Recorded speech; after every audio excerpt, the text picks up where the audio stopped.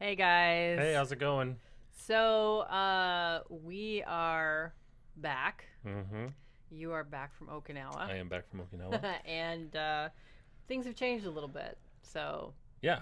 We kind of changed up our format. If you don't know, if you're just now kind of tuning in, my name is Joshua Corum. I'm Victoria Hartman. Yeah, and we now have the new reiteration of this as we are the Sex Nerd Podcast, That's right. which you are now listening to. Mm-hmm. Previously, Baking Naked, Yep. or another iteration of this style, or our work, I suppose. Yeah. Uh, we less baking, less naked, Right. more academic-y. I don't know. Yeah. More nerdy, cause we're nerds. We are nerds. Nerd. Yeah. And we've changed locations. We're coming to you from the Erotic Heritage Museum here in Las Vegas, Right. stuck between one of Vegas's largest marijuana dispensaries And the Gold Trump Tower. and the Gold Trump Tower, Yeah. which seems like a good place to kind of, It's a weird kind of place to be. yeah. Yeah. Yeah, because I'll bet you see people walking from Trump Yeah. Tower to this dispensary Yeah, and back. 4,000 people a day walk this corner No kidding. to get to the weed shop next door. Wow. Yeah. And it's 4,000. massive. We can't say the name of it yet. 'Cause, Right. I don't know. They may be sponsored down the way. Right.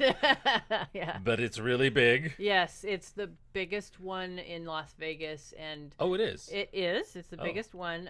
If I remember right, it was like 17,000 square feet, so That's a lot of weed. about the size of, well, we're a little bit bigger at 24, but they could be bigger because that's just section 1.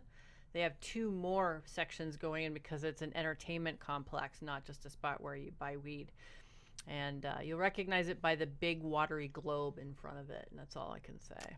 Yeah. So, right, and then of course Trump Tower, which is if you think about it, where we're broadcasting from is kind of everything that everyone hoped a Trump presidency would represent. Mhm. So we're sort of in a nice bubble. We were left behind, and we like it that way. So Yeah. So today we're going to be talking about particularly an article that was actually done by, co-authored by my advisor, Right. Barb Brentz, Right. along with another one of her, a colleague from UNLV, Yeah. who graduated, who actually helped Barb write her book, The State of Sex, Crystal Jackson. Okay. She's the main author on this, along with... now I'm familiar with Paul Magin, mhm. Who's I believe an Australian scholar. He is. Right. I've met him. Yep. Yeah. Oh, And, okay, great. yeah. And then I've only met him on the internet. yeah. I worked. So a little backstory. I helped collect data for this study. That's right. I was a volunteer At the AVN. at AVN. I remember Yeah. you had your little tablet. Yeah, or- we had tablets. Yeah. It was a lot of fun. Right. And then of course Alita Baldwin. I don't want to leave her out or Okay. leave them out for the the shout out for this article. So we're Right. going to be talking about that. We're going to be talking, but kind of expanding it out, talking about AVN, talking about. Mm-hmm. So the title of this is Exposing Men's Gender Role Attitudes as Porn Superfans. Right. So it's looking at pornography and gender role attitudes and things like misogyny. Because I think in articles, like out in the ether, they talk about misogyny and sexism in Right. relationship to this article, Right. rather than the idea of gender sex attitude or gender role attitudes. Right. So, just those of you who have seen our Baking Naked show might be wondering why the brand switch, right? Yeah. So we decided to become sex nerds after our Baking Naked show was banned from YouTube. Yeah. Tell me about that. What Yeah, happened? so it was sort of a series of events. So we had our Patreon channel, and you can upload from 2 different places, from either Vimeo or from YouTube. So I decided on YouTube, and we were posting the full episodes on YouTube, but invisible, so restricted. Right. Okay. So the only people who could watch the full episodes were getting access through our Patreon channel, right?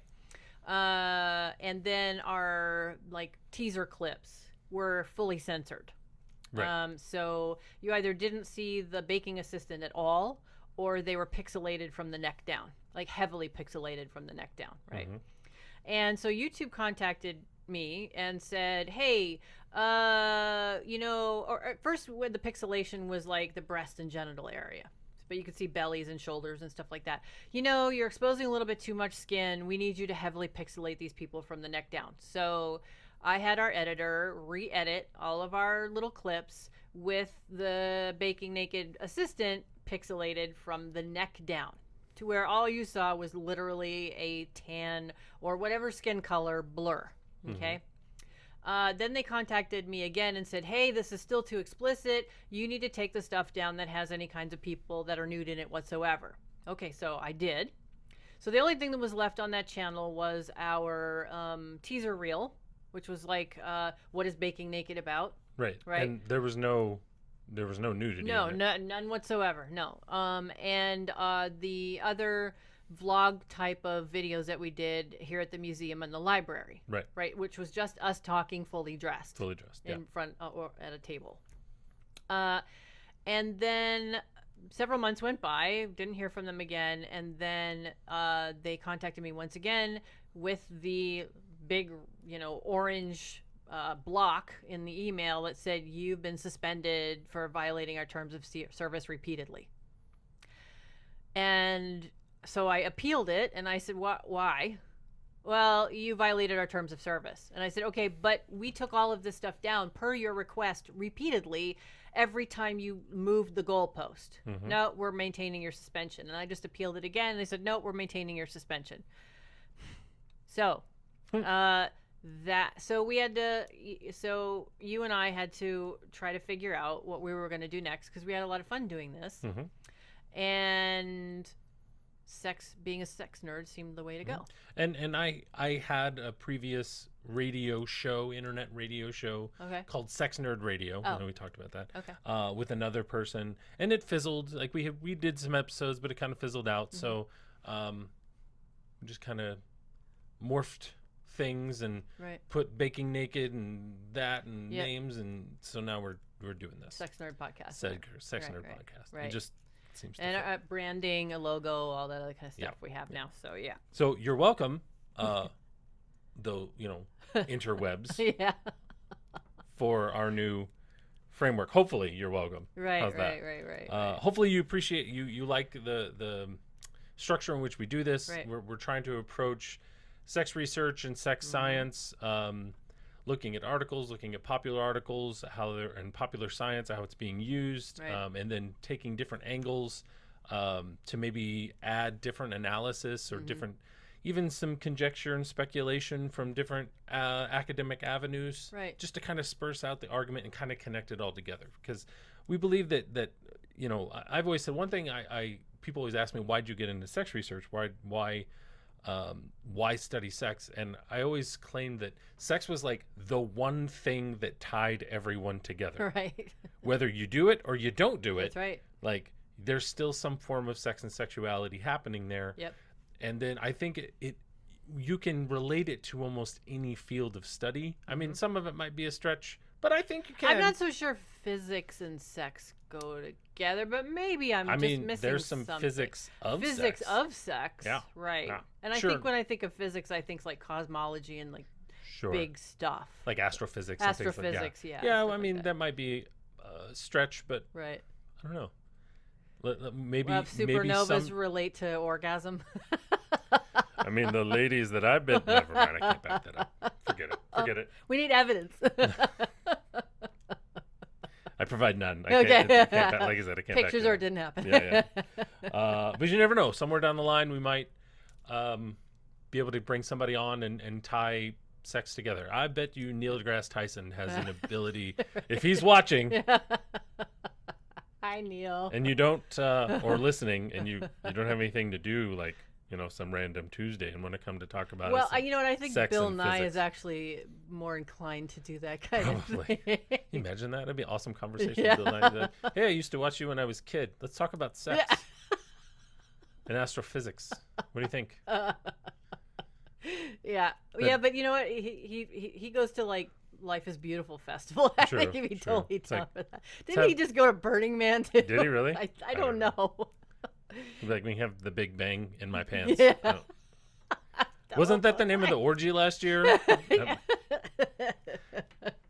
I don't know that it had a theme. The Big Bang. Yeah. It should. If you're gonna have an orgy, It should have a theme. It should have a This physics one was, theme. That, The Big Bang. Yeah, that one was just the world record of orgies. Right. Yeah, so Which is a whole nother story.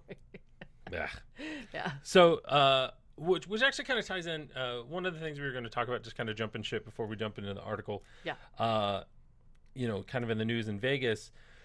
You had posted about this the other day on Twitter and some of your other social media about this sign, the Showgirls. Right, Can you Showgirl tell video. me about that? Yeah. So there was a club here in town called Showgirl Video.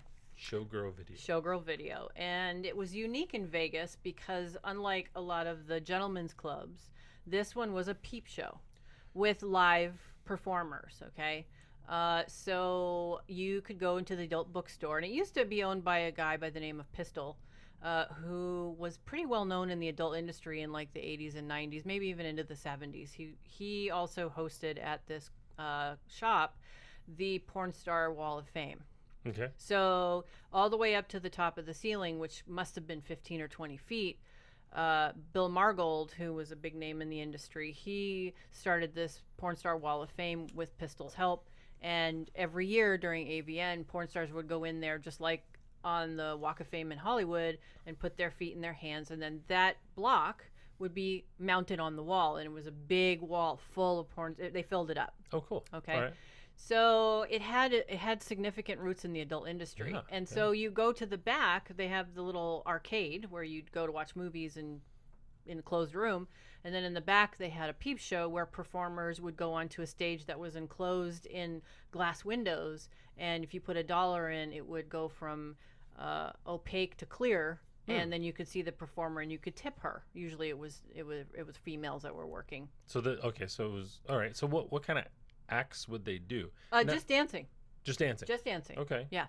And then I mean, we've then they all had seen the private Madonna booths. video with the peep show. Yeah, no. Okay. It was that was where you just danced. Okay. And then along there was like a hallway, and on one side were arcades, and on the other side were, I don't know, 5 or 6 private booths with the same kind of setup, but in that the performer could do something a little bit more. So you had her all to yourself, whereas the other one, it was sort of in a round. Okay. And then you could have her do like a foot performance or a masturbation performance or what have you. You couldn't really see into the booth where the customer was, but they could see you clearly, and that usually required more money to get that window to clear. Could you talk to them? Yes. Okay. And the reason I know this is because I was a performer there for a year in my 20s. Oh. Yeah. It was just something I had come out of I got married really young, and I hadn't really gotten to explore my sexuality, and I was like, I think this would be really fun. And so I did it for a year. And it was also because I was already getting interested in studying sexuality, and I thought field work, to me that was field work. So I went into it, and I got to like observe all kinds of stuff, from the customer's behavior to the other performers' behaviors, money making tools that the performers would use, how they would tease at the window, and so forth. So it was an interesting experience. And there wasn't a DJ, so you had like a little stereo system, and it would play in that little room, that stage with a pole, so you got to control your own music. So it was kind of like dancing by yourself. Yeah. And like no one's watching. Like no one's watching. Yeah. So it was for me, it was like a pivotal experience in my life as a really young person. And so anyway, so fast forward to today.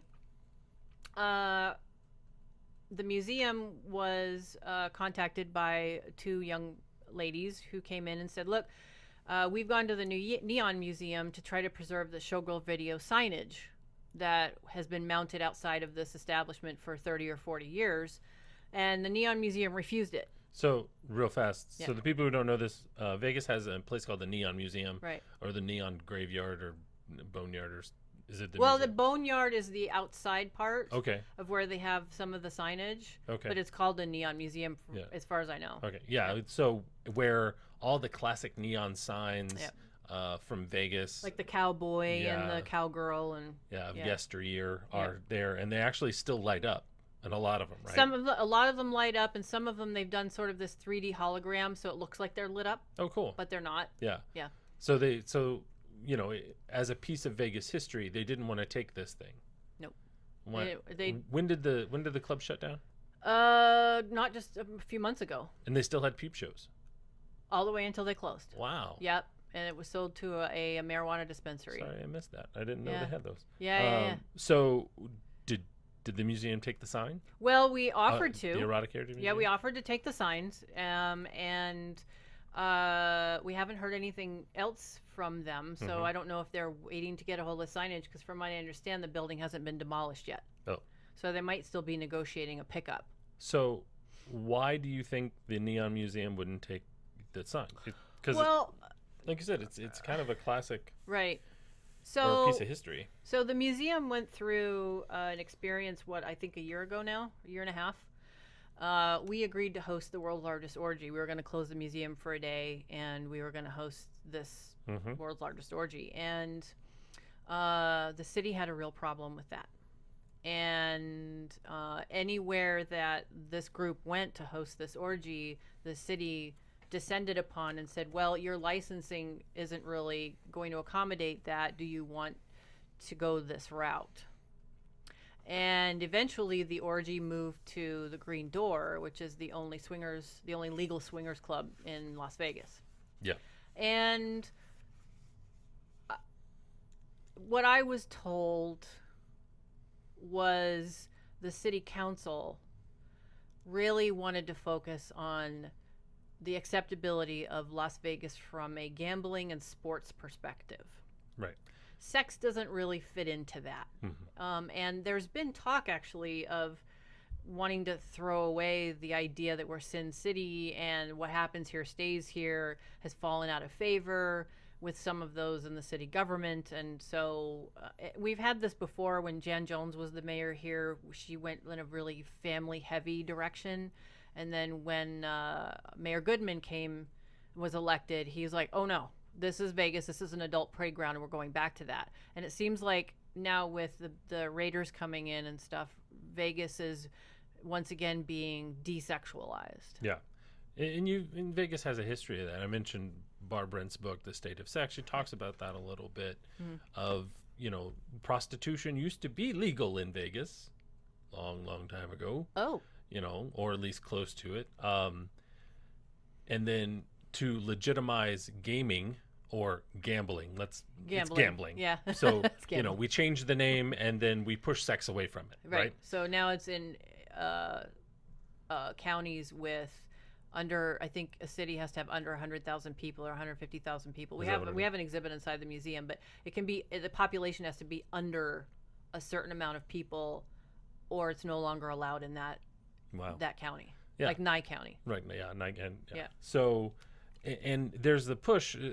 It's almost like what we could consider a moral panic, but it's like legitimation and moral panic at the same time. Mm-hmm. So you push out sex to make whatever it is you're trying to promote seem more legitimate. Right. You see this with gambling, or you see this with gaming. You see this with like strip clubs. Mm-hmm. They got pushed off the strip. Yep. I don't even think there was the OG when I moved here. The OG was still open, and that was like right by the Stratosphere. Right. And I don't know of any strip clubs that are still on the strip. No, and OG closed 2 years ago. Yeah, 2 or 3 years ago, something like that. Yeah. That's been closed for a long time. Yeah, the new owners defaulted, and that was it. It was kind of. I never went in, but they had refurbished it. Oh, they have. They had they had done that. Yeah. Oh, they had refurbished it. Yeah.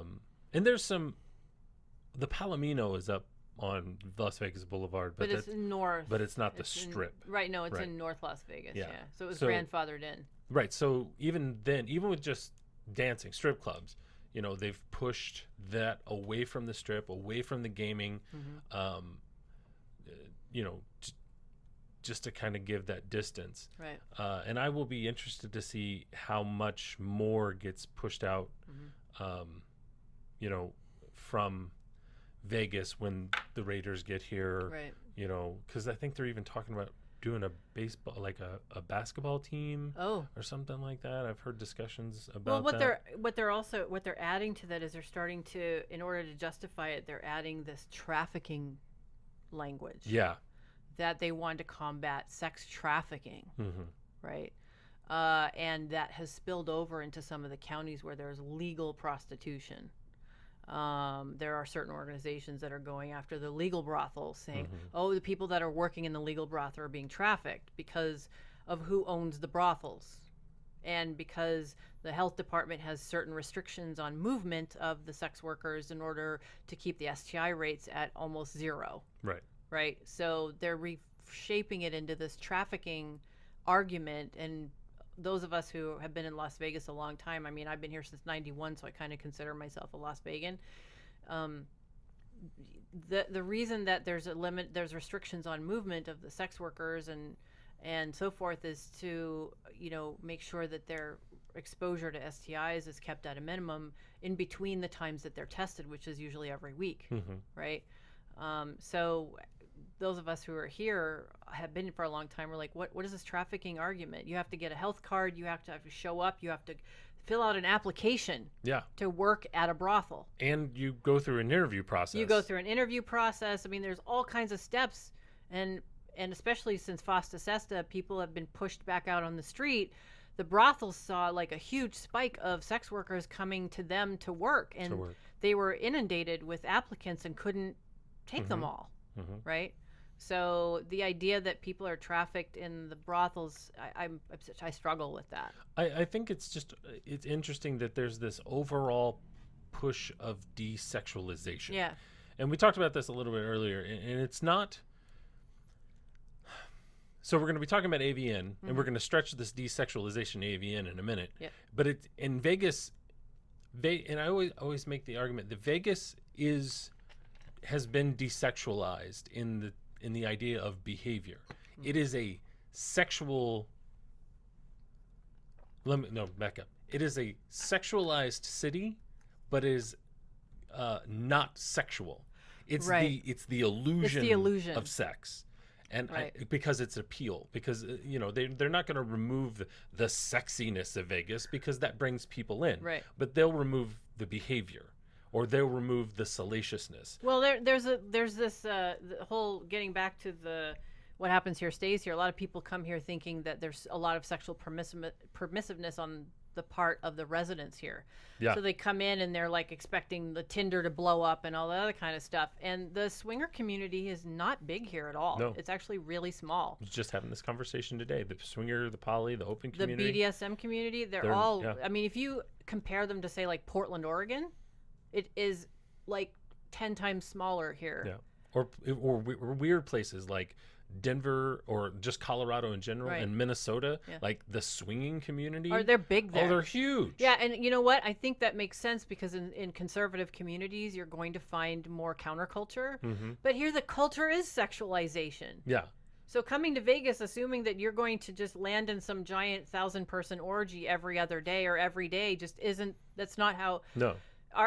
As Las Vegans, our job is to make the city sexy. We want to go home and close our door and watch YouTube at the end of the day. Mm-hmm. We don't want to go, some of us do, but most of us just are over it. Yeah. Right. It's like we work here. We don't. Yeah. Yeah. It's everywhere. And I always laugh, I'm from Indiana and I go visit home. People are like, oh my God, you live in Las Vegas? Yeah. Or, when I was Okinawa, they were like, oh my God. Yeah. And I'm like, yeah, but people would talk about their experiences going to Vegas. And I'm like, you probably got drunk the first day and were tired by the pool the rest 2 days.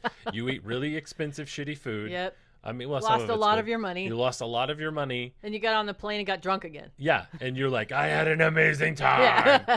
And maybe you went to Fashion Show Mall. Right. Woohoo! You did everything you could do at home, just like probably 5 times more expensive. Well, and we see this here at the museum, and we're conducting actually an IRB approved study of the attitudes of museum visitors about pornography. Mm-hmm. And that ties into what we're talking about today. And people come in here thinking that we have live sex shows at the sex museum. And I'm like, keyword, museum. Right? So people come to Vegas with this impression, this myth. Now, let me back up. Okay. I wish those things were true. I wish all the myths that they believed about Vegas were true. But they're illegal. But there are some little hidden niches of places you can go to find this, but it's even living here, sometimes it can be hard to find. Right. So, you don't always have those sexual avenues. They exist, but they're hard to get or hard to find. And they're small, so if you live here, after you see the same faces a few times, you're like, eh. Yeah. I was actually like I said, I was having a conversation about this today. There are a couple swing clubs here in town, and then, the Green Door is a sex club that you don't have to be a part of. You can just go pay to get in. Right. The problem is, like, every weekend, all those clubs want you to come to their clubs, so they're going to have something. So there's like this small community spread out between 5 or 6 clubs, so it doesn't feel very big. Right. Yeah. So I also wanted to kind of shift gears about and kind of jump on this desexualization thing in relationship to sexuality. You see this concept of desexualization equals legitimation. Like you're legitimizing this, whatever it is. Yeah. I think you see this a lot in sexual orientations these days. BDSM is one of them. Like, right. After 50 Shades of Grey, which is not BDSM, I know the critiques and stuff like that, because there was sex in it and non-consent, and manipulation and all that shit. Right. But there was this huge push from the BDSM community. BDSM is not sex. Right. And then I would say 70 to 80% of people that I know that practice BDSM fuck too. Right. No, we saw this back in the 90s in the porn industry where, what was it, when Ashcroft was in office, he was the attorney general, and he started an obscenity task force. Yeah. The adult industry freaked out and said, we're like, if there are any titles with any kind of BDSM in them and they have sex in them, pull them off the shelves. We're burning it all. Right. And from now on, any production that we do is not going to have any kind of sexual activity whatsoever other than tying up and, yeah. So, yeah. Yeah. And it's fine as an identity, because I think BDSM has become an identity for people. And I think that's part of it. It's become a sexual identity. Right. So to legitimize my identity as a BDSM practitioner, whether it be, a daddy, a little, or a leather daddy, or, I can just go on and on and on. We're going to desexualize it. We're going to take the pull from sex, the pull from pleasure, well, at least not sexual pleasure. There's pleasure and pain. Their version of sexual pleasure. Right. And this is going to legitimize my identity. And you even saw this with same-sex marriage. You saw this with gay men. Like, there was during that time, even from the 90s, there was the resistance to same-sex marriage because it was normalizing. Right. It was legitimizing through desexualization. Right. It's like there were groups of men that just like to, fuck each other. Like, right. I feel like bathhouses are so stigmatized, because they just want to go. It's just about having sex. It's just about having sex. And that should be fine. Yeah, it should be fine. Yeah. But, in the eyes of society, we feel like we have to tone down our sexual behavior. Otherwise, we're immature, or, we're somehow deviant. Right. So, like, we can just like Vegas, be sexy, but not sexual. And you see that too. And, yeah. Right. Well, what's interesting is it makes me think about, so I've been around this industry since the 90s. I started working in the adult industry actually in like a distribution center when you would still mail out catalogs and stuff. Wow. Way back. I know I'm totally dating myself. So back then, the convention, the AVN convention, so I'm saying like 93, 94. If you would go to the convention, it was a free-for-all, right? And I can remember going to the convention, and I was a nobody. Yeah. I was when I first started going, I wasn't even the head of a shipping department. I was like one of the cogs. Yeah. Right? At a distribution center here, not far from the museum where it used to be. And I would get like room keys handed to me. People would be like sneaking off into corners to make out, and like performers, if they were doing like, because you'd have like some of the clubs would set up poles and stuff. They'd pull their tops off. They'd not wear underwear, and they'd do like tricks on the poles with no underwear. They'd flash when they'd stand for pictures to talk to the fans. They'd flash their butts or their genitals or their boobs or whatever.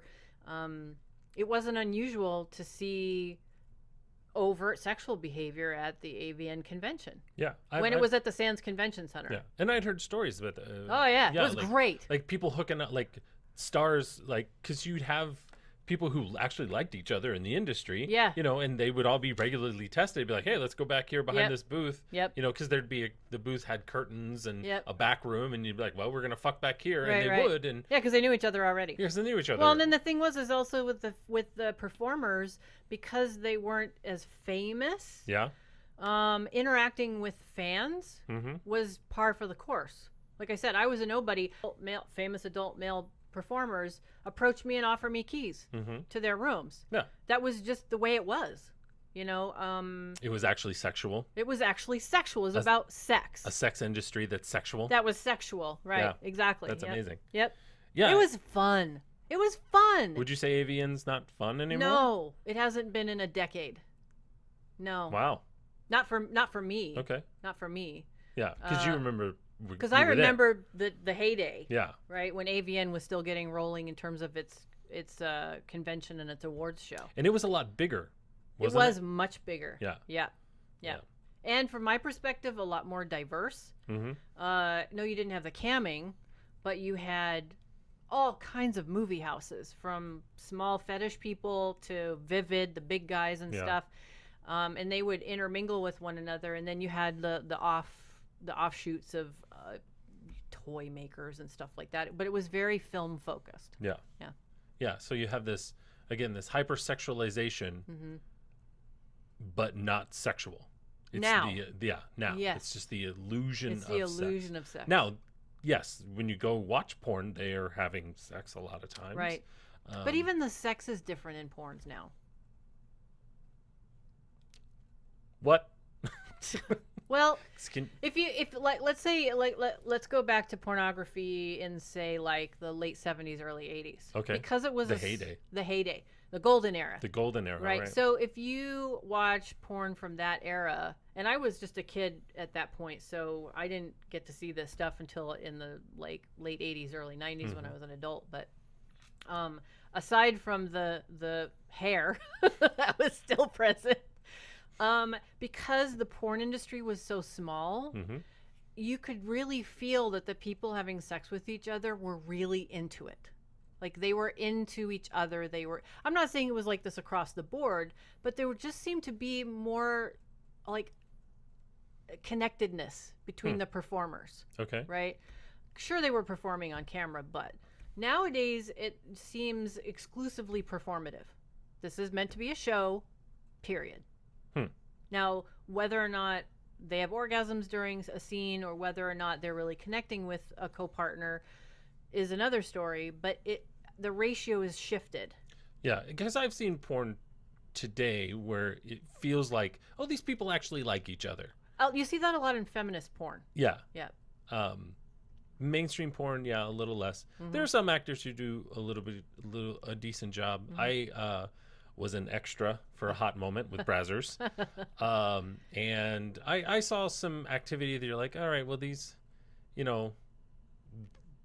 the two talent would come in and like, oh, hey, how's it going? And like, and that was kind of it. But there were a couple times where, like, I actually was on a couple shoots with Johnny Sins. Okay. And he would they would like be physical before the cameras were rolling, but not in like a strong sexual way, but more in like a get to know you kind of like familiarizing with each other's body kind of thing. And I actually I was like, wow, that's really cool. Like, to try to make this connection before the films are rolling, to try to do that. And like, I don't seek out Johnny Sins films, but like I know he does a decent job. So Okay.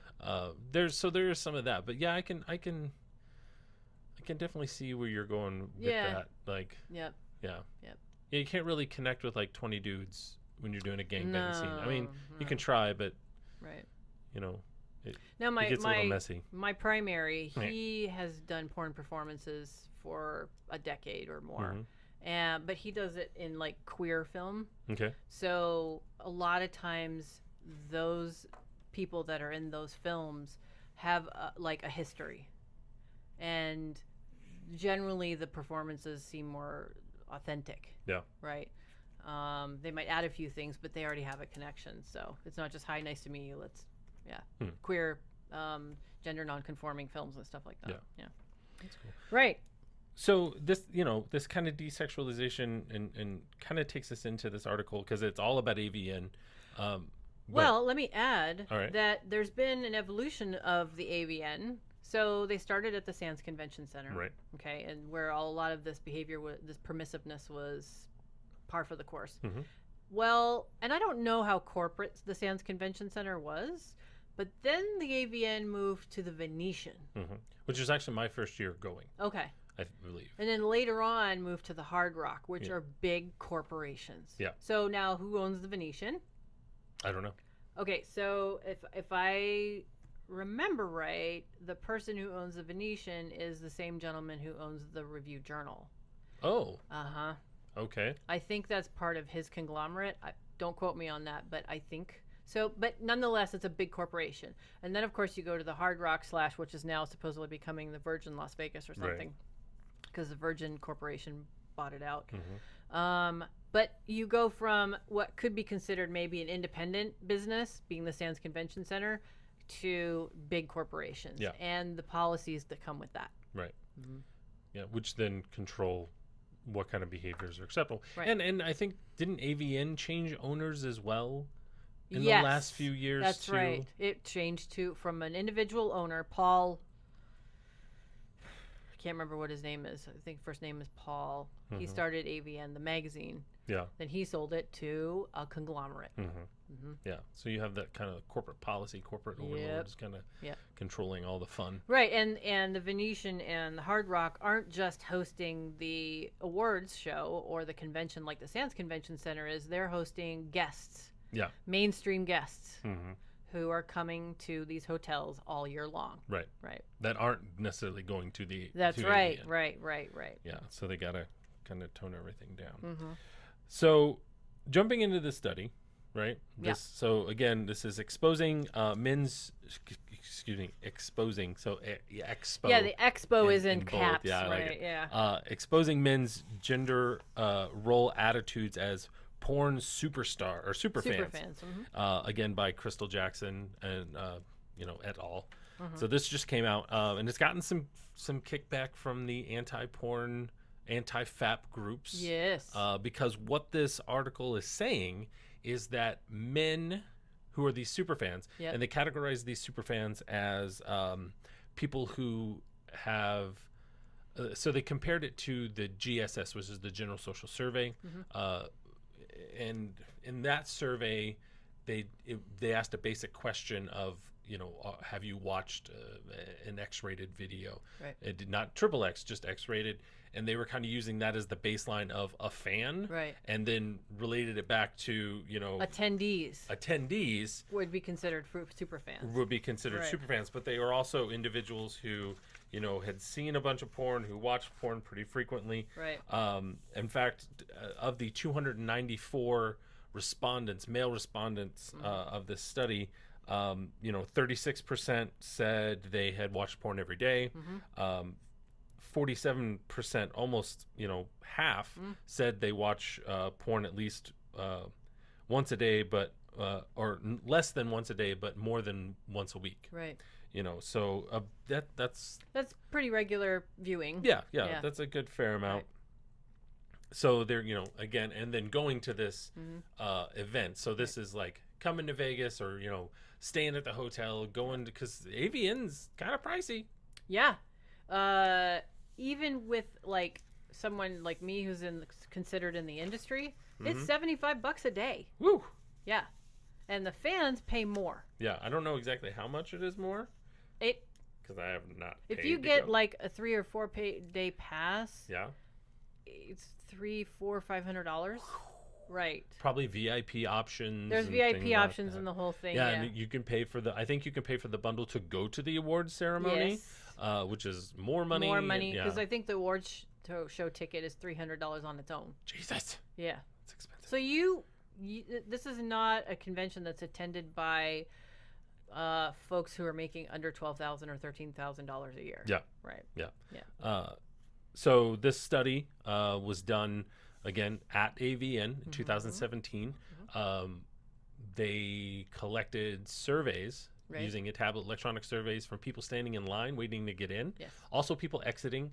They also gave out. Was there an online option? There was an online option, Oh, so okay. people who took cards and went home and filled out the information. Right. So, and they wound up collecting, like I said, several, and they narrowed it down to 294 cisgender. I don't think they differentiated between heterosexual. No. It was men. It was just men. Yeah. Just using the category of men. Yep. And what they did was they used the GSS elements from the General Social Survey to rate gender role attitudes, and they used 4 different statements or 4 different concepts to look into that as we shuffle through our papers here. Yeah. One, I'll just read them off. One is, whether or not they agreed with these statements was kind of the sign, or they agreed or disagreed, or had some varying of a Likert scale. Right. To these questions that, like, the first one is a working mother can establish just as warm and secure a relationship with her children as a mother who does not work. So whether you agree with that or disagree, or like I said, some sort of Likert scale of strongly agree, Right. all the way down to disagree, strongly disagree, kind of rated your level of adherence to kind of these traditional social roles or Right. gender roles.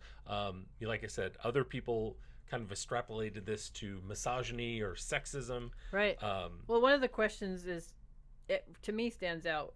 Question 2: most men are better suited emotionally for politics than are most women. Right. That is an exceptionally gendered statement. Right. Yeah. And then the third one, it is much better for everyone involved if the man is the achiever outside the home and the woman takes care of the home and the family. And then the last one, of course, because of past discrimination, employers should make special efforts to hire and promote qualified women. Now, those first 3 in the results section, you find that men who attended AVN actually scored, I can't say scored higher, but because some of them were lower, which means it was higher. Less misogynistic. Less misogynistic Right. answering these questions. Especially the first one of the GSS. So these questions were also answered by the General Survey, which is a big questionnaire that they do, survey questionnaire that they do every so many years. And they get like, and have since the 70s apparently. yeah, and they collect like thousands of respondents. Yeah. Every time they do it.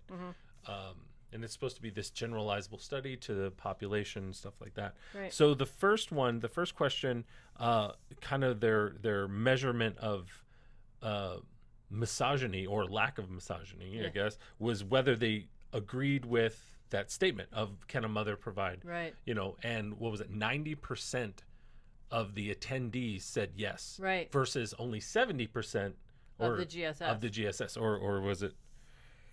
Is it 70? 70? Yeah, Yeah. 70%. So that's a huge margin. That's a 20% increase that say yes, a working mother can create a warm and secure home. It doesn't have to require a woman At a porn convention. At a porn convention. Right. Yeah. And then the other questions. The last question actually was a little. That was, well, it wasn't statistically significant enough between the two. Right. The difference wasn't statistically significant, so they were on course with the average people, and we're going to talk about that in a minute because I think there's maybe some explanation behind that. Right. But the other two, the porn attendees definitely showed signs, of far less misogyny, far less sexism than your average, respondent. Like, so the question about most men being better suited emotionally for politics than are most women, while 82.6% of the GSS respondents disagreed. So that's a higher number, disagreed. 79% disagreed with that. So that's still on point. Similarly, I mean, that's just a 3%. So that's on par with your average person. And then the other question, it is much better for everyone involved if the man is the achiever. I like the breadwinner question. Right. And this one actually was statistically significant. I always have a hard time saying that word, that phrase. Whereas 81.1% of the attendees said they disagreed with that statement, versus the average, with the GSS was 73.2. Right. So with this, you had two of these two of these statements or characteristics of the four being significant, statistically significant, but the two that weren't different by. Well, and that's they were the marginally argument different. that anti-porn people are making, like the NoFap, the Your Brain on Porn people, is that there's a way higher rate of misogyny and sexual violence in men who imbibe in pornography. And even if it's the same as the GSS, it's not showing that there's this higher level of misogyny or anti-woman sentiment. Yeah. When considering adult film performers or people who watch pornography. Right. Which is really, really fascinating and interesting to me that a lot of that. Now, happens. So let's talk about for a minute why that might be. Okay. And we can always make this study available on our Vimeo channel or whatever, so people can kind of browse through it. So I want to have a conversation about why that might be, like what's different between the 90s versus today, because I think they actually cited some studies in here about a higher level of misogyny before, and that has lowered, right? So and we talked about some of this stuff. This was done in 2017, so I think that was done before the Me Too movement. I think it was right at the beginning. Right at the beginning? Okay. Yeah. So I don't know that we can consider the Me Too movement much of a factor in that. However, what we did talk about was the advent of camming. Yeah. And the difference between the 70s and 80s and 90s of film performance, right, and camming performance. And the word authenticity came up, right? Yeah. So, and I think we also need to add that the AVN now almost exclusively are camming distributors. Yeah. There are still some film distributors like Wicked, not even Wicked. Maybe Wicked's in there. Wicked, Vivid, Jules Jordan, some of the big houses. But they still have camming. But they have camming sites too. You don't see independents really all that much anymore in terms of filmmakers, because the performer has become the independent. Right. So they are in control of when they work, what their branding is. They use social media to further their branding, the reach of their branding. And the experience that they give is, well, if you're on a cam for 8 hours instead of in front of a film camera for 4, pretending to be someone else, you have to talk about something. Yeah. And whether or not what the cam performers are sharing is authentic or not, it feels authentic. Right. And you see this a lot in, I think, with the increase of, say, reality TV, and especially since which are scripted. Yes, but people Mostly still want to believe that they're real. Right. It's like pro wrestling. It's ridiculous. Yeah, it's the illusion of authenticity. Right. It's the illusion of, but they want to feel like it is, and it makes them and feel that they're a part. Right. That they're a part of it. Right. And they feel closely connected to the individuals.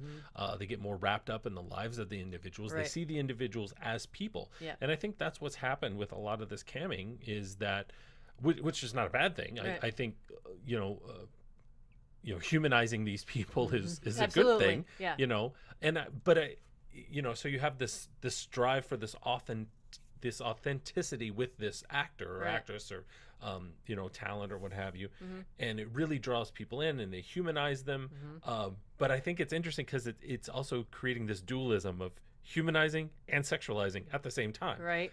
Maybe less objectification, Yeah. but we can now see that we can totally see you as a person, Yes. and you as a full person, but I'm also gonna be really sexually attracted to you, Right, and sexualize your body, and your it's mind. welcomed. And it's welcome. Right. Yeah, because usually with that comes money. Right. So that's the consumerism side of it. That's the consumerism side of it, and something that we talked about earlier when we were getting ready to do this podcast was the multiple dimensions of authenticity. Because when you, like, the old porn industry was solely performance. You got a script, you were playing a role. Yes, it had sex in it, but it was one dimensional. Whereas with camming, parts of what the performer is sharing on cam when they are not performing a sex act could be authentic or some version of the truth. Right. Whereas their sexual performance maybe more than likely is a performance, because while I don't want to exclude those who might want to masturbate 5 or 10 times a day, okay, and achieve orgasm or just enjoy it, I'd say a large portion of the performers who are masturbating on camera 5 or 10 times a day are performing. So you have this dimensionality of authenticity. And I think that helps to invite the viewer in, because the lines are blurred. Right. Whereas if you pop in, a Diary of Miss Jones or what have you, or The Devil in Miss Jones, it's a film. Right. And I think with that authenticity, we, because this article talked a lot about, especially in the discussion, talked a lot about consumerism, consuming pornography. And I think we are now in the age of social media, in the age of likes. Yeah. We are our own advertisers. Right. We are our own marketers. That's the big push. Like, big data is such a huge business to have all that information. Right. So what you have is people consuming for their identity. They're more invested in their consumption, and they're more tied to their consumption because of their identity. So suddenly, if you're a fan of a cam girl or a cam actress or what have you, you're consuming so personally, rather than just going to the video store and renting a DVD that 10, 100, 1,000 other dudes have jerked off to. Right. It seems impersonal. Now you are spending your money directly to this person, to the performer, who's giving you a hard on, and like that's some super reinforcement right there. And suddenly, which is great for the consumer, but it's also good for the star as well, the cam girl, because now she has an army of people who consume for her. Right. They consume her in a lot of ways. Which she is, then has power with, film and these other distributors. Like, she comes with, 5 million Instagram followers or Snapchat followers who, or cam followers. Like, suddenly that's some negotiating power. Right. So I think with this consumption, there's more personal connection and personal responsibility by the men who are consuming the pornography, in this like trying to achieve this authenticity, trying to achieve this like sense of connectedness, as opposed to this detachment, through third parties and videos or something like that. VHS tape. I mean, you still have the gallery sites where it's like, all right, I'm gonna go down the rabbit hole and see how far I can get before I orgasm. Are you talking about the Pornhubs of the world? Yeah, Pornhubs You still have that, but I think oh, they get so much traffic. Oh yeah, billions every year. It's like what? And what those are generally not camming type films. Those are film films. Those are film films. Yeah. But there's still a kind of an intersection between people who go to those sites and people who go to cam sites. And people who go to the AVN. And people who go to the AVN. Right. So it's, I think that strive for authenticity with camming, because that is such a popular thing, is really triggering some of these and like dehumanizing through authenticity and consumption, Right. connectedness, consumption, I guess, Right. is I think impacting the way men particularly see these women and have just attitudes towards women. Right. Um, Right. So overall, what the study seemed to have found is that those who use pornography, super fans. superfans, wish I have had. a more egalitarian attitude towards women Right. than the general population. Right. Yeah. Yeah. And the anti-pornography sector of our society has taken real issue with this, Mm-hmm. right? Yeah. So, I struggle with that. yeah. But what I loved about this article, Now, you actually looked into some of these articles, Yeah. the anti-porn articles. the anti-porn articles. There's Right. there's one section particularly, where they're talking about assessing impact on gender attitudes, and this is on page 486 if you Okay. want to read it at home. The big paragraph there, in examining empirical research on attitudes on porn viewers, viewing porn regularly has been linked to a number of attitudes fostering gender inequality, violence, and or objectification of women. On the one hand, both experimental and survey-based studies find pornography use runs parallel to hostile masculinity. Is that the same as toxic masculinity, or is that different? I think toxic masculinity is like a level 5, whereas hostile is more of like a level 4. Okay. Kind of like hot sauce. I'm just kidding. Okay. Producing anti-women sexual aggression. So then it lists a bunch of studies that talk about like, all right, watching porn does these all these bad things. Yeah. So I took it upon myself to look at these articles, right? That these authors use, which I then actually went on the anti-porn website, Your Brain on Your Brain I on don't want Porn, to give yeah. them plugs, and they cite some of these articles that are mentioned in this list. Heavily. Yes. Yeah, heavily. And that's uh, actually talked about on the Your Real Brain. Right. Yourbrainonporn.com's Yeah. website. Yeah, so there's some crossover here. Yeah. And what I found was all I did was I went to the studies and I looked up their methodology. And I don't mean to come down on methodologies because I think some of them, it's hard to collect data. As a researcher, you don't have money. Yeah, it's hard to collect it is data. really hard. So, but what I found was a lot of these studies were one of two things. They were meta-analysis of other studies. Uh-huh. Okay. Now, I didn't dig any further. I didn't go into what studies are they using in the meta-analysis? Because Right. that would have been, A lot of work, It would yeah. have been a lot of work. I don't have that much time. But I guarantee that a lot of them shared similar things. They were meta-analysis of meta-analysis, or they were so some of these studies that I found were from Denmark, which is fine. Yeah. It's, but, one of them was, let's see, what do I have? They collected 680, a sample size of 680, which is great, 18 to 30 in one town or city in Denmark. There were a couple of those studies where they collected primarily from one city. You can't generalize attitudes from one city. I know we do this all the fucking time, and it drives me crazy. How many people? 680? 680. No. Maybe this is how Denmark views pornography, but you can't extrapolate that to the United States, to Europe, to I don't even France. think that Like, would apply to Denmark because Yeah. it's 680 people Yeah. in Well, a I mean- country of millions. Right, but you can do some statistical analysis and have power with 680, some statistical Unless it's power. unless it's falsifiable or reproduced. If it's just one study, Sure, okay. but some of these other studies. I'm getting into the minutia here. Yeah, but no, I think that's important though. Like their meta-analysis of other studies, or they're like, here, we're going to do this analysis. Like they had another one from Denmark, from another city that was 200 people, ages 18 to 30, average age was 24.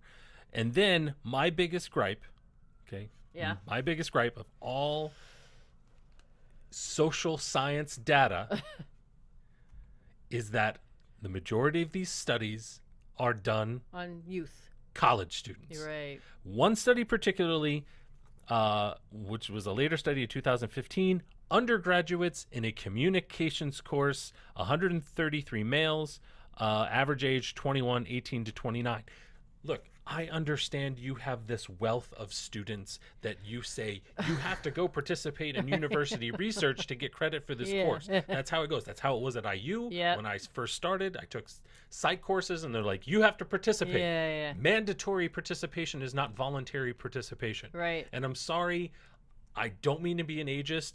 Your attitude at 21 about It's not going to be the pornography same and at sex, 50. exactly. Right. And you cannot make these extrapolations to the general population On- from these samples. Right. It's lazy research. Right. Yes, I'm calling you lazy. Yeah, it's intellectually lazy. Yes. Yeah. Because you're just yes, it's interesting. You can see how these Well, emerging adults, because that's the category. And the thing is like, They're I know emerging adults. you didn't look into this in more depth, but the question that I have is, why, if you're taking it from youth, their sexuality is still forming. Yeah. So these feelings might feel uncontrollable at 18, where at 50 you're like, or 40 you're like, you've learned to navigate and integrate sexuality into your lifespan. Yeah. Right. So Yeah. Or or you just don't have the same hangups. or you haven't, or you're a youth that hasn't been exposed Yeah. to the adult world Right. and how to navigate adulthood. Right. I run into the same problem now that I'm doing my stuff on hooking up and casual sex. Yeah. Like, look, you don't. I'm not saying you don't know how to negotiate sexual environment when you're that young, because some people do, but a lot of people don't. Right. You're still hung up on what your parents used to say. Right. You're still hung up on reputation from high school. Right. Because you think your RA gives a shit. Right. Or the person down the hall gives a shit. Right. Right. Like, yeah. look, we can't make these extrapolations from college students, from a 19-year-old who just left fucking small town Oklahoma. Yeah. You know, like, it's not a thing. Right. I'm sorry. You really can't. And you're not factoring, they haven't had experience with childbirth, divorce, Right. monogamy or non-monogamy, a lot of dating, all these areas of life where you gain experience around your sexuality. Right. And you ease up your attitudes about sexuality. Right. And not to mention, if you're 19 and someone breaks up with you, it's the end of the world. Right. When you get to be my age and someone breaks up with you, you're like, whatever. You're like, woohoo, I have my Thursday nights I have my Thursday nights back. Yeah, exactly. Which is why I like this study so much, because it was able to access different ages. Now, there's some critique of the sampling that I'll do in a minute, but at least the average age of this was like 47. Yeah. So there was a huge spread adult. of age. That's an adult. Right. So you're getting an adult perspective on this idea. You're not using college students to say whether porn gives you, depressive symptoms or causes you anxiety. Yeah. You know, like you're Well, not only that, but one of the dangers, and we'll get into critiquing this in a minute, one of the dangers of that, taking that data from youth, is that especially young men between 18 and 25 could potentially be exploited by religious organizations. Absolutely. Or those who would wish to stigmatize normal sexual behavior, okay? And to pathologize certain kinds of sexual behavior, like masturbation. Absolutely. Okay? Absolutely. So a lot of these anti-porn, anti-masturbation, no-fap organizations, from my perspective, they're taking these studies and going, look how damaged you are by pornography, you poor young person. We can save your soul. Yeah. Because it's generally, these organizations are rooted in some kind of repressive religion.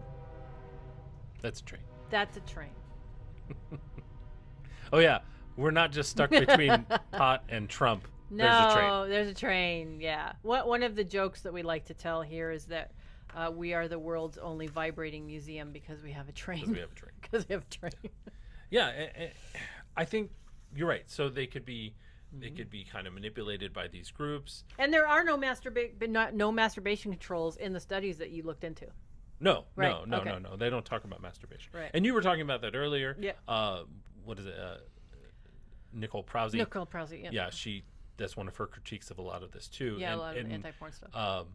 what we mean by that, or at least what I think she means by that, is why people use porn. Yeah, Yeah, exactly. like Why you people typically use porn for masturbation. Right, yeah. Like that's kind of an important. Exactly, and we have like all kinds of conversations in sexology when people are asking us about how to introduce your partner to pornography in a certain sex act. Pornography is generally used as a solo exercise.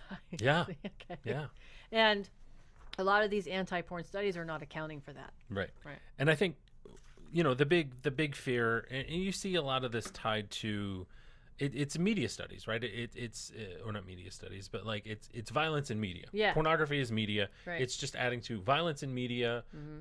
You know, it's the violent video game argument. Yeah. It's wrestling. Wrestling for a while leads to Iron violence. Maiden. Yeah.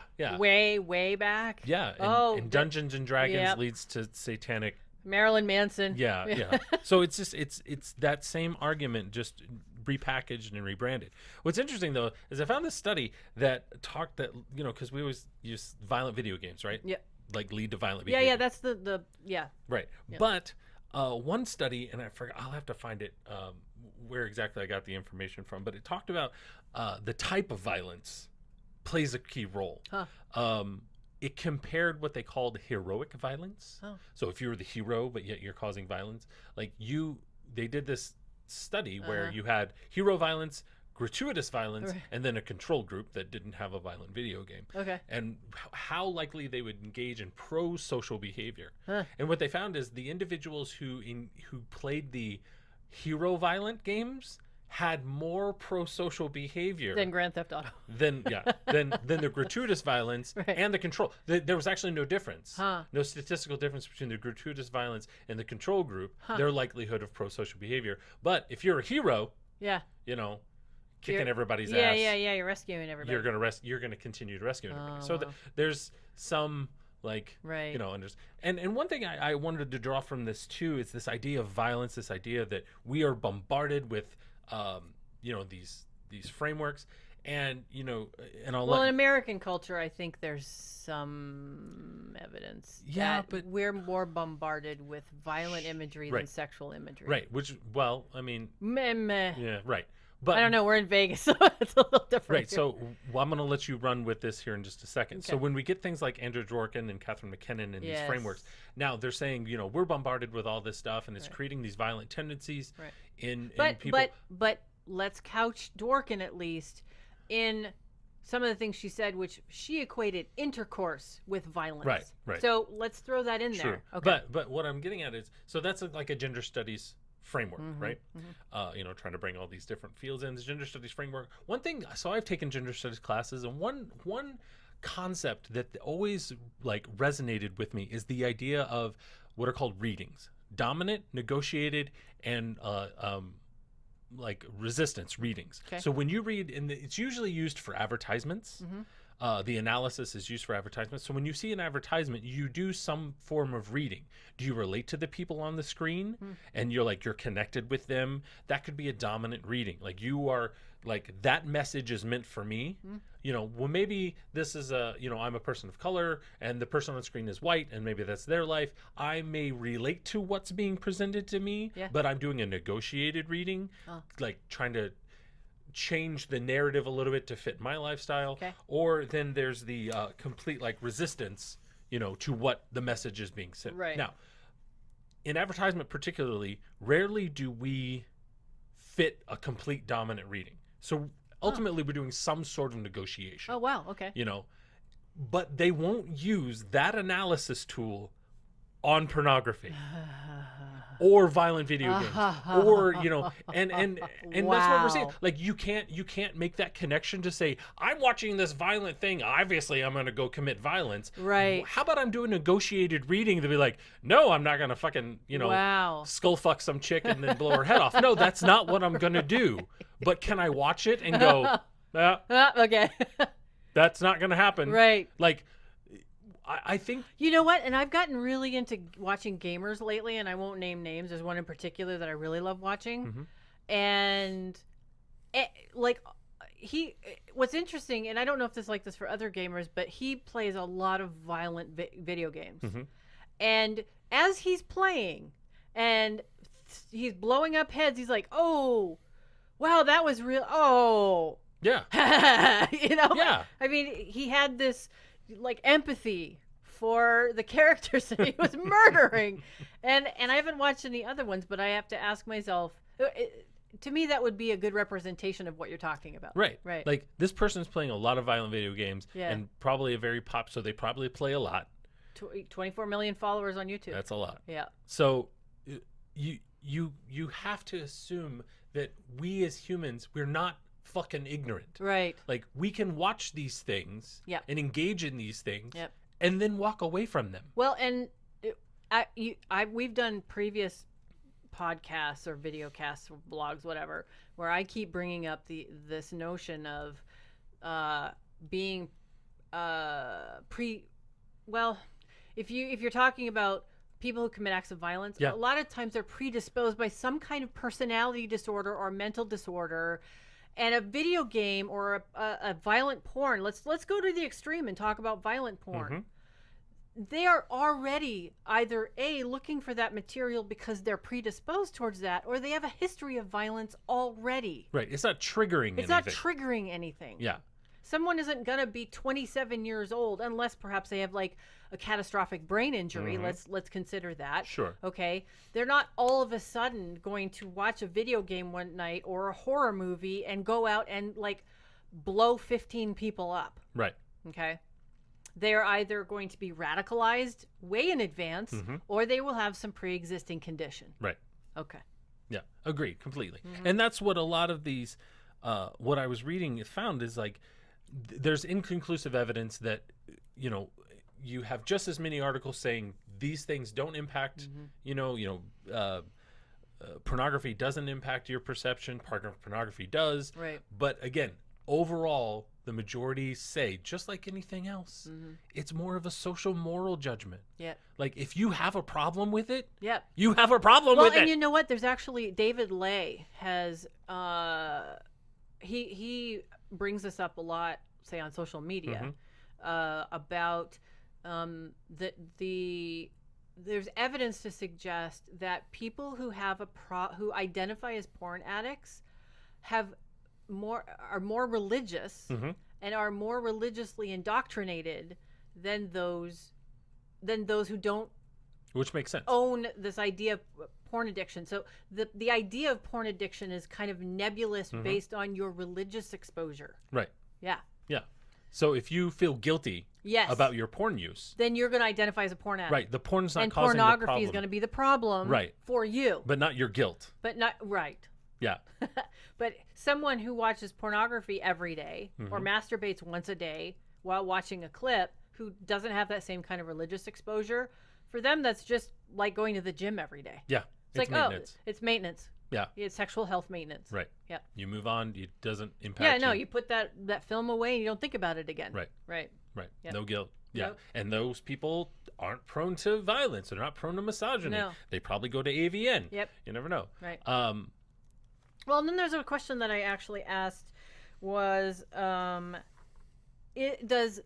does the apparent sexual availability of the performers create an environment in which the superfans can express their attraction and thus lower the tendency towards misogyny? And they talked about this just a little bit at the end when they were talking about further research. Yeah. Yeah. Okay. So that's a question that I had is the environment conducive to less misogyny? Because the expression of sexual desire is okay. It's normal in that environment because of the way that the environment is sexualized. Yeah, I think that mixed with the consuming authenticity, suddenly so we'll just base this off camming again because that's Yeah. So say you're a consumer of this cam model, and they know your name. Can you imagine that? Yeah. You imagine an adult film actress that you send money to, and you might see every day. You might see every day that knows your name, and suddenly you go to this place and she's there, Right. and she recognizes hey, you. Joe. Oh my Yeah. God! Like that would be they're a person, Right. And I think there's the accessibility definitely helps because again, they're not just someone on a DVD that you rented. Right. You know, like the way porn used to be shot. Right. But also with that too, I think you were talking about in the 70s, I think people connected with actresses and actors a little more too. I think so. Because there weren't so many. Yeah. Yeah. Like we know famous names from the past. Yes. One of whom is still, actually two who are still active. Yeah. I think like Amber Lynn is almost exclusively a cam person now. Okay. And Nina Hartley. Right. Right. These are classic names that we still know. And Nina's almost 60. Yeah. And if you see her, yeah. If you see her at a convention, she is so approachable. Yeah. And loves talking to fans, and invites them into her space, and I don't think like her behavior has changed much since she got into the industry in the 70s or 80s. Right. Yeah. So. Yeah, and people are able to connect with her on a more social level, and I think this new push for camming and is really what's triggering a lot of this, and I think that's a key to the shift of misogyny or away from misogyny, right. And towards I think humanization, right, and I think you're still going to see this as well. Now go ahead. I do have a criticism, yes, that I think ties in with this though too, and that has to come from economics. Right. So the people that that we surveyed, they could pay to come to Vegas. They could pay to go to this. They're of a certain class. They had some disposable income. Right. They're of a certain class. Right. They were more educated than than the majority of the public. You saw that in the study. Yeah, you brought up earlier that depending on economic class, gender roles tend to be more traditional. Like that one question about the mother working outside of the home. Right. So whenever you come from a lower class socioeconomic status, it impacts your perception, your adherence to traditional gender roles. Like you're more likely to adhere to these gender roles. Even if the mother works outside of the home. Right. Even if the mother works outside the home. So the higher you go, and now that's a key factor, like middle class, upper class, and when the mother works out of the home, you do see more egalitarian gender role attitudes from people. And I think that could be, because I think they talked about that a little bit. I don't think they hit on it as much as I would have liked. They asked the question, does class privilege of traveling and attention negate hostile masculinity? Yeah, I think that would play a role in it. Because you not only are you when it comes from those classes, not only are you able to travel, you know how to travel, you know how to act. Yep. Right. You know how to act around security. You're not going to get fucking wasted off fucking Bush Light and act stupid. Well, and there's such a thing called the sexual marketplace, and that basically means your accessibility to sexual partners.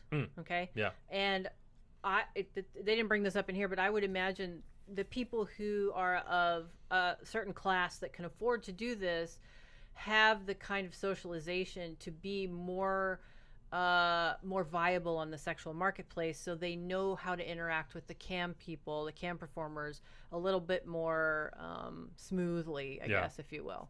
They're not going to be crass. Yeah, or if they are a little more awkward, they're probably going to be quiet.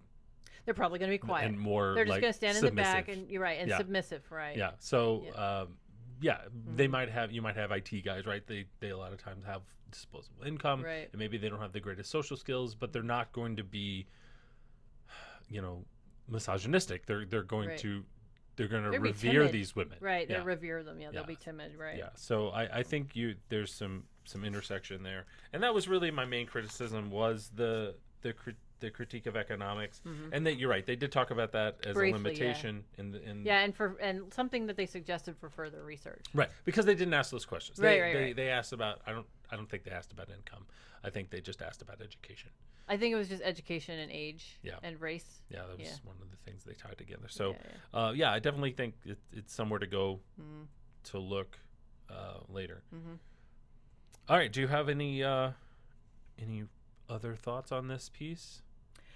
One of the things that I've not only become aware of recently, but have become a part of is the seriousness with which we are looking at the effects of pornography, and I mentioned earlier, we talked about some of the anti-porn folks.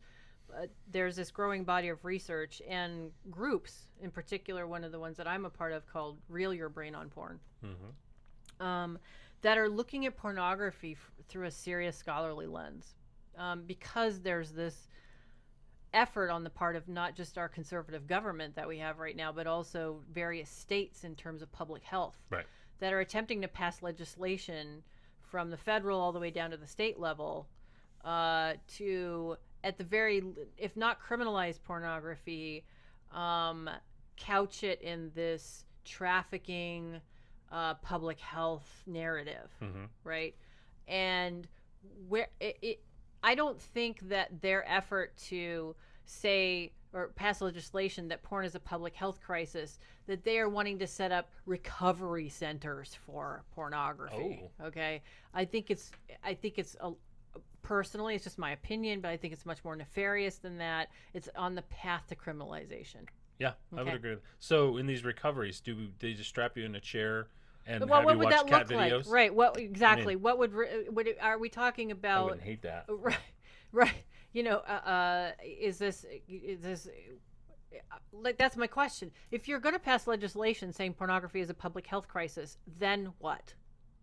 Yeah. Are you going to open up recovery centers? Well, there's already such a thing called SA, Sex Addicts Anonymous, or SAA, sorry. And look, a lot of people in academics have a real problem with 12-step programs, so I'm not going to have an opinion about it on this show. Okay. For some people it works, some people it doesn't. Yeah. So, and actually the research shows that it doesn't work for a lot of people, but that's another subject. But public health crisis, then what? That's my question. So you're declaring it a public health crisis, so Yeah. it just, to me, it seems like it's a path towards criminalization. And why? Because we have a real problem with sexuality, We do. right? Overt sexuality. Overt sexuality. So I think it's wonderful, as someone that's been around since the 90s, the early 90s, in this industry on the periphery, and then now for the last 6-7 years as an academic. Well, maybe longer, because that's when I graduated. So 12 years as an academic, like. Sorry, there's a gnat in here. Yeah. It's going in my face. So I am, and I studied online pornography communities that relate to paraphilias. I don't think you got them. I think I got them now. Oh, there he is. So and I remember being told, even by potential in universities that I wanted to go to, that I was committing career suicide by wanting to study online pornography behavior of paraphilics. So the fact that this has become so important academically is just, it thrills me to no end. Yeah, and I'm in the middle of writing like 4 different papers, and of course we're conducting this study here on that. Yeah. So, and I guess I wish we didn't have to. of course. I wish we didn't have this field of Yeah, study. because the academic field is trying to fight back against this anti-porn narrative that's seeping into every part of society. Right. Like, and it's frustrating to have to do that, to have to create these studies just to fight the narrative that, you wanting a tool to masturbate with is bad. It's bad. Yeah. And there's history. We could go back at least to the invention of cornflakes with regard to this stigmatization of masturbation and enjoying one's own sexuality. And as someone who grew up in Germany, I still cannot wrap my head around the logic behind that argument. Like, I don't understand what's wrong about masturbation. And it's masturbation. Yeah. There's so much focus on masturbation, like enjoying your own sexuality. If you can't enjoy your own sexuality, how are you going to enjoy it with someone else? Right. I agree. I don't get it. I don't think watching porn is going to cause you to Well, it certainly didn't cause any hair growing on your palms. Yeah, that's true. And granted, there are the arguments that when young people watch pornography, they get in a kind of skewed sense of what sex is. Pornography is not meant to educate. Right. And I think that's an And important that shows key. more that we have a lack of adequate sex education. Right. Because if you had proper sex education and openness, Yes. yeah, we would still watch porn, but we'd be like, we would do a negotiated reading, That's right. and we'd say, it got me off. Cool, Right. moving on. Exactly. It's not yes, they are physically having sex. They are doing sexual acts. But the performers are the kind of record keeping that goes into putting on a porn production since the 90s, at least, I think, maybe even earlier than that. Yeah. The notion that performers are forced, some of these agreements, some of these model releases are 27 pages long. Yeah, I've signed them. Yeah. Right. And I was an extra. I just had to Exactly. stand there and be Right. a bodyguard or something. Right. Yeah. Right. I mean, look, as responsible sex researchers, we can't eliminate the idea that there's trafficking. Sure. But the trafficking is absorbing consent, absorbing sex work, and pathologizing sex work, and saying, oh, these sex workers are victims exclusively. They have no agency, and that's the big problem that I have with what you were talking about, that we have to do this. Right. Is the agency that these heroes, these saviors, are stealing Right. from sex workers. Right. That they don't have financial or they don't have economic options, so that's driving them to pornography. Or even the emotional wherewithal to make these decisions for Right. themselves. Right. Yeah. Right. Agreed. So, so this was a fascinating, especially I think it's cool because you were part of it. I got to work on it. Yeah, you got to work on it. Yeah. Which I liked, and I wanted to give a nod to you and LV and my Right. coworkers. Oh, and, Barb is. I don't know the others personally, and I don't even think I've met Barb. My partner has, but I haven't. I've only known Paul online, but Barb is just doing phenomenal work, and I hear just really wonderful things about her. And she's always really kind to retweet me. Yeah, and I appreciate this work. I do think it's a stepping stone. It is not. They do a great job of we're not looking for big truths here. Right. They start off the beginning, and I appreciate that. Yeah. I think there's some realism in the writing and how this is written. It's like, look, we're not going to find capital T truths or capital A answers. It's just a beginning step to try to understand. And there are different avenues we can approach. Right. And it wasn't about viewing habits. It was about the individuals. Yeah. Yeah. So again, another step in humanizing. Right. Which I really appreciated. Yeah, definitely. Yeah. So good job, Yeah. Crystal Jackson et al. I appreciate this what was you're really doing. awesome. And I'm excited to see what comes next. Of not just this kind of research, but pornography research in general. And that's the other thing that I wanted to add to this. I really appreciated that they were scientifically rigorous in putting the anti-porn argument papers in here. I thought that was fabulous. Yeah, they did a good juxtaposition of this is what this side says, this is what this side says, Right. in a lot of different topics. Yeah. It was really stellar. Yeah. I appreciate that. So Awesome. anyway, just a little side note. We are still getting our feet wet with the kind of podcasting that we want to do. This what people are seeing here is sort of that first step. We want to add more cameras,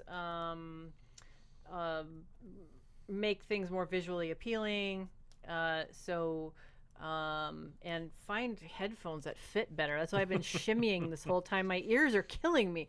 So forgive our stumbling as we go along with this. We're finding it.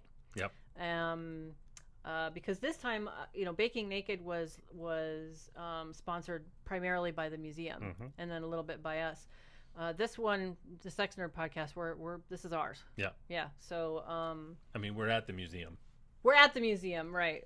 But we're filming it ourselves. Yeah. We're recording it ourselves. Yeah, we don't have an Emmy-nominated director. We don't have or an Emmy-winning. Emmy-winning. Yeah, Yeah, director. we don't have it. Although Billy Ward did lend his hand He did. to help us get started, but yeah, we don't have a professional film crew. Which, thanks, Billy. I appreciate the help. Thank you. Awesome. Well, hopefully you'll come and join us next time. I'm not sure what the topic's going to be, but we'll maybe post a little teaser about what we're going to talk about next time. Yep. I believe that's in 2 weeks. We're going to do this every 2 weeks for now. Yes. And then... And we have a Vimeo channel. We do. So we have a couple of different outlets. We have vimeo.com/sexnerd. Okay. Then we have the sexnerdpod.com website. Right. We still have the Patreon. For if you want to see old episodes of Baking Naked. Nope. Oh. No. You can't see it on there? I'll get to that. Okay. Oh, sorry. Jump ship. Right. Our Patreon channel, which was the Baking Naked Patreon channel, has now been rebranded. It is patreon.com/sexnerd. Okay. So it's going to be this podcast exclusively. To see all of our Baking Naked episodes, including our teasers and behind the scenes stuff and some of the more naughtier stuff, because some of the performers we had got really personal with the cameras. That's at bakingnakedshow.com. Bakingnakedshow.com. That is a standalone website. Okay. We're not using any platforms for that. It's our own website. Is it behind a paywall? Right now we have. Okay, so that's the one thing I talked to our developer about. Up until this point, when we started filming our podcast, you'd have to have a Patreon membership to access it. From my perspective, now that we have launched Sex Nerd Podcast, I think we should remove the paywall. I agree. Okay, so the stuff on bakingnakedshow.com in the next month or so will be available for free. For free. Right, for free. Right. Now will it be censored? It will not. Oh my. No, it will not be censored because it's on our own standalone website. Okay. However, we do have hosting costs, right? Because we had to get a video package. Yeah. So on our Patreon, the patreon.com/sexnerd, there is an option to simply contribute. Yes. Okay. Please It's $1 a month, and that just helps pay our hosting fees. Right. And then for the podcast, there's also a $5 option too. Right. So there's two different options. Yep. Right. And the $1 option, there's no access to any of the podcasts, but they're on Vimeo anyway. So yeah. And you can find us individually as well. We both have Twitter. I'm at Joshua Corum at Twitter. Whatever. I'm terrible. It's at Joshua. Yeah. I am terrible at Twitter. I'm. See, I love Twitter. You're gonna be so disappointed if you follow it's me. It's a cesspool, but I'm that's the easiest platform. Yeah, I don't do much. Yeah, I do Twitter. A lot. I think I was complaining about Chase the other day. That was about it. That was like a month ago. Yeah, I'm on Twitter a lot. It's at Dr. Victoria, and I post I just did an interview with the Make Love Not War people. They were fabulous, and then tomorrow I'm being interviewed by the BBC. So I post my interviews and stuff that I do and some of the research that I'm doing, and you get all the fun interviews. I do. I really do. You do. I do. It's okay. Better you than me, really. To be honest, I think you have better poise than I do in a lot of ways. And then we have our Instagram, which is BakingNakedLV_. I don't know if we're gonna start a new one for Sex Nerd. We could rebrand Baking Naked LV_, but because we have some old teasers and stuff on Instagram. Yeah. So. Yeah, maybe. And a lot of your cool baking. Oh yeah. You did a lot of good stuff over in Okinawa. I did soccer ball. Yeah, the soccer ball. That was pretty cool. That took so long. Oh, really? That proves that I'm not a baker or a decorator. That thing took me like 10 hours to make. Oh, wow. Yeah. It was fantastic, though. The kid liked it. It was for one of a coworker. Right. Nice. Lady person. It was great. Yeah. Anyway. So, I can't say we'll put it in the links below because we're not on YouTube. Yeah. So just look for the links somewhere. Yeah. Yeah. Where would they be? Okay, so they're probably going to be on the Vimeo in the description. Okay. Or also look for the webpage will be changing a little bit soon. We'll have bios and places like that. You'll be able to get we have an old website up there now. We kind of put a placeholder up there, but we're having our developer do a new one. Yep. And that's probably the easiest place to go is sexnerdpod.com. Yep. Sexnerdpod.com. Sexnerdpod.com. And I think we're also going to probably make some merch available. We have the shirts, right? Yep. Sex Nerd. And then we have stickers and... Stickers. Yep, we have the stickers. We have little buttons, magnets, and we're talking about getting cups. Yep. So... because that will make us an official podcast when we have cups. What do you have cups? Of the podcast. Coffee cups. Coffee cups. Yes. Yeah, particularly. Yeah. Yep. Even though... We're not on iTunes or anything like that at radio.com. Yeah. That's in the future. Yeah. That'll yeah. Once we make a couple more of these, we'll pop it on there, I'm sure. Yes. So cool. All right. All right. Thank you so much for joining us. See you next We time. will see you next time.